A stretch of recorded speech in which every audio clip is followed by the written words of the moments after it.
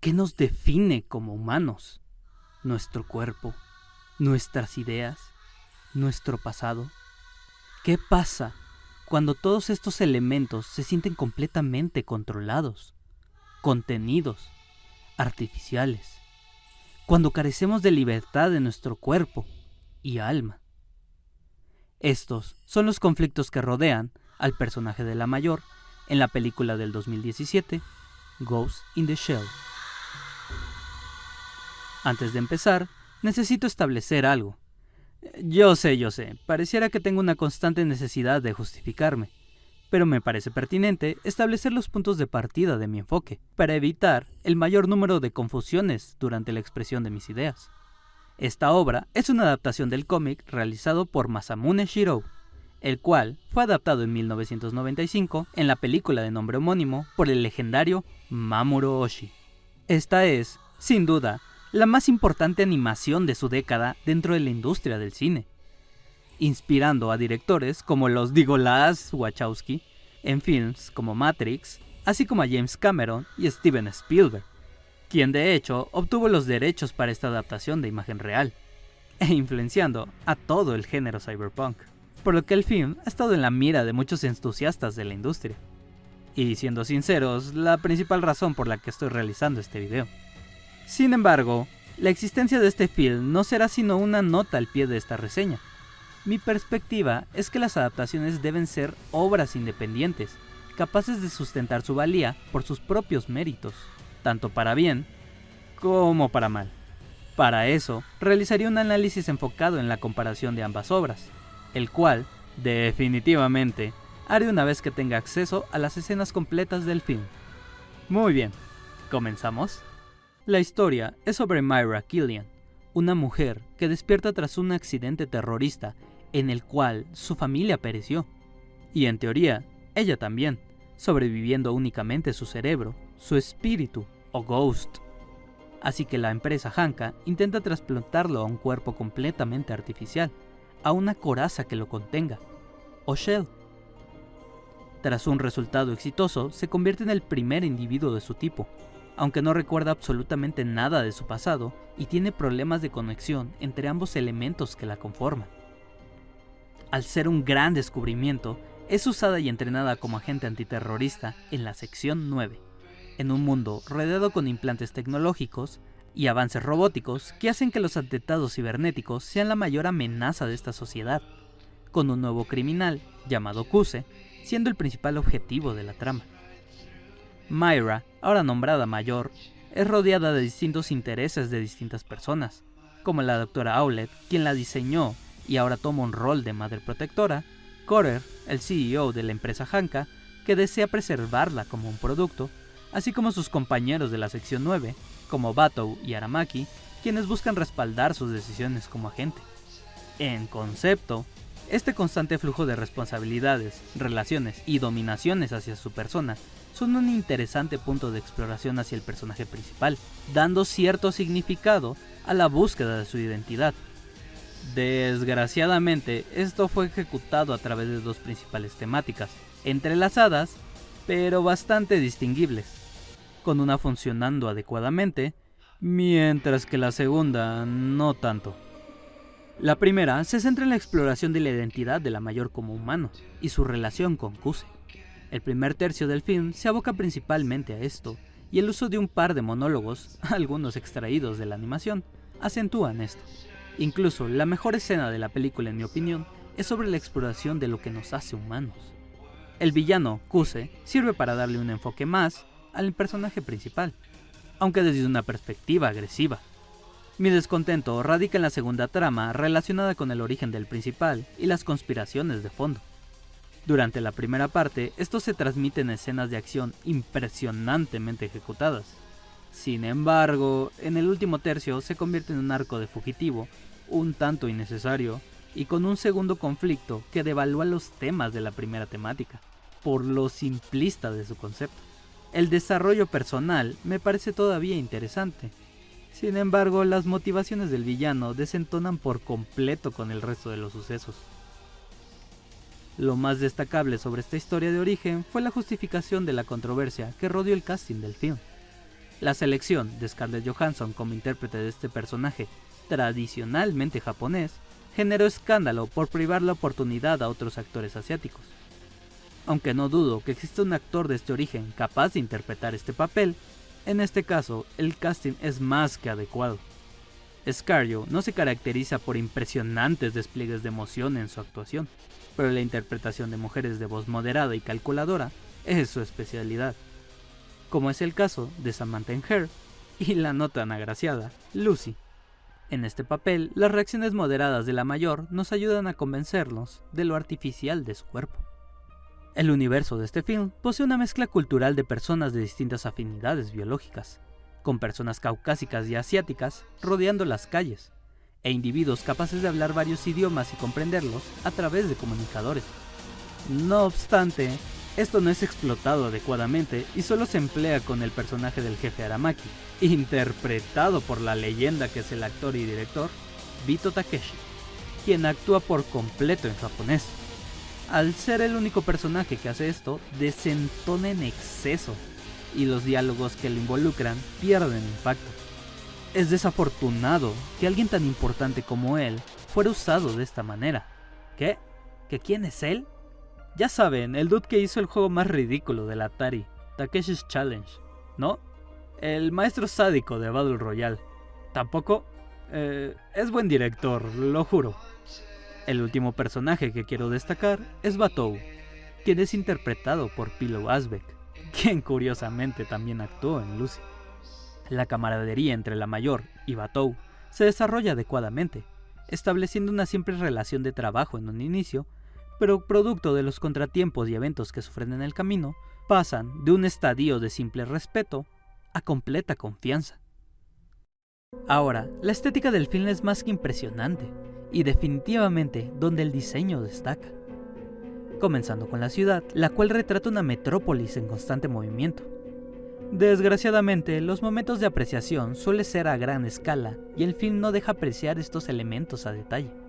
La escena inicial, la primera de acción, mi favorita, la conversación del bote, así como los últimos momentos del clímax, acarrean tanto relevancia narrativa como simbolismo y una impresionante labor de cinematografía. Este trabajo fue gracias a nada menos que el director de fotografía, Jess Hall, cuyo trabajo habla por sí mismo, desempeñando la misma labor en la mejor comedia de la trilogía Cornetto, en Hot Fuzz, el pequeño corto Don't, en la doble producción de Trujillo y Tarantino, Grindhouse, así como la no tan popular Transcendence. Pese a lo interesante del diseño y la selección de tomas, el problema parece radicar en la edición del film. Al centrarse en la acción, comete el mismo error que muchos de su tipo, realizando cortes constantes, haciendo la acción tediosa y cansada. Sumado a que la mayoría de estas escenas se sienten innecesarias y sin conexión alguna, particularmente la de los recogedores de basura, hace que el diseño pierda toda conexión con la trama. Estoy seguro de que existe una edición con escenas más largas, otras eliminadas y con menos acción o mejor coreografiadas, que elimina la mayoría de estos problemas, pero probablemente el hecho de que Scarlett Johansson no realiza por completo sus escenas de acción tiene algo que ver. La música fue, sin duda, adecuada, aunque la ausencia del score original causa un poco de desconcierto. Sé que es un problema personal, no del film. Tuvo un par de escenas en las que fue el principal centro de atención, aunque una vez más, la edición no se lo permitió por mucho tiempo. El director detrás de este proyecto fue Rupert Sanders, quien su único largometraje previo fue... ¿En serio? Ok, va mejorando. En las palabras de Takeshi, su principal atributo definitivamente es su insistencia, debido a que el proyecto tuvo varias dificultades, siendo el guión el más problemático. Ya mencioné varios de mis problemas en la trama, principalmente alrededor de la temática de conspiración, lo cual se nota en la forma en que fue realizado el screenplay. En films con este nivel de importancia, los estudios escogen un equipo de escritores y contratan a los que consideran adecuados para lidiar con ciertas temáticas. En ocasiones esto se entrelaza y en otras no. En este caso, alrededor de 6 personas llegaron a trabajar en el guión, Pero el crédito termina en manos de Jamie Moss, quien participó en el film de pandillas Street Kings, Ehren Kruger, quien ha escrito el guión de las últimas 3 películas de Transformers, y William Wheeler, quien por sí solo hizo el screenplay de la críticamente aclamada Queen of Katwe.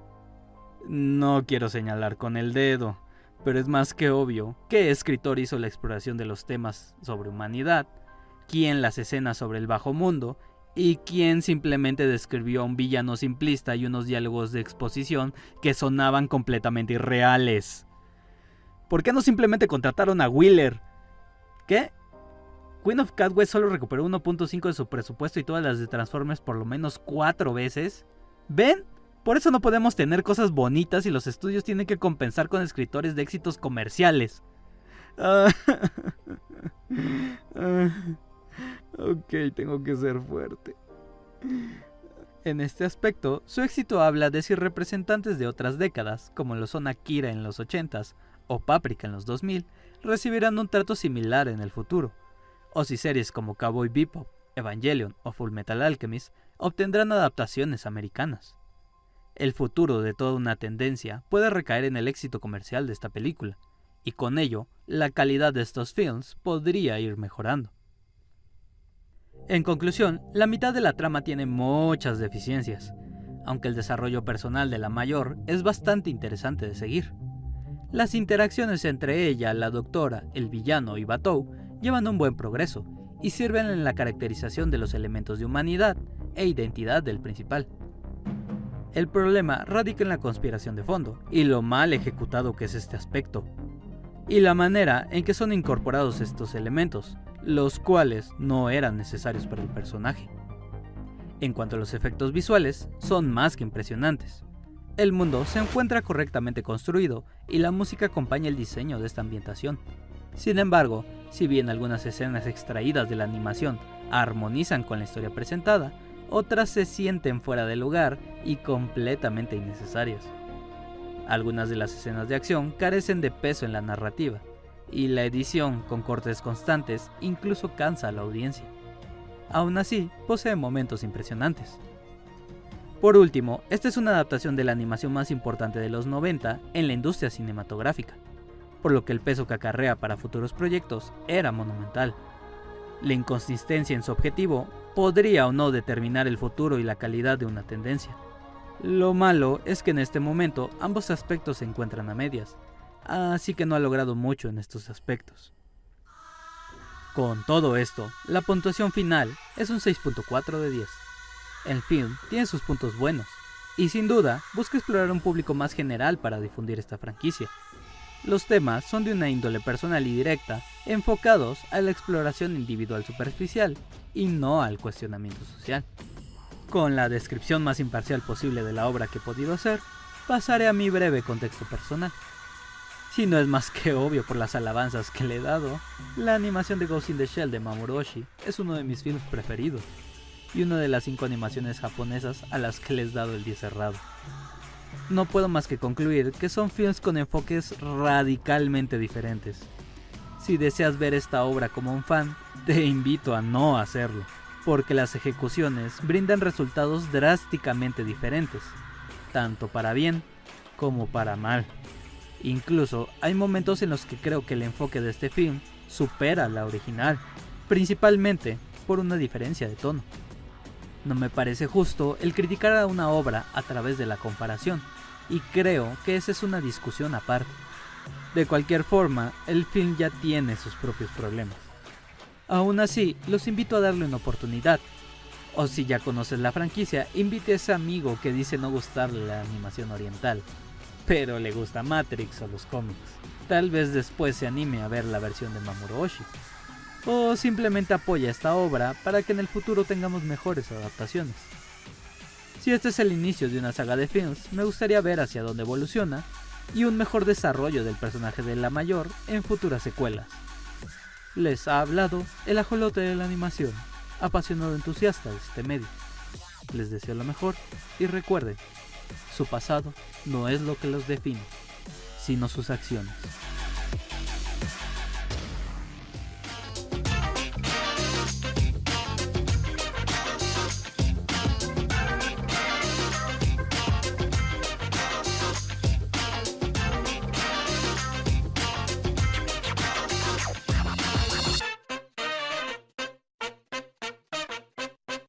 Esas son tonterías.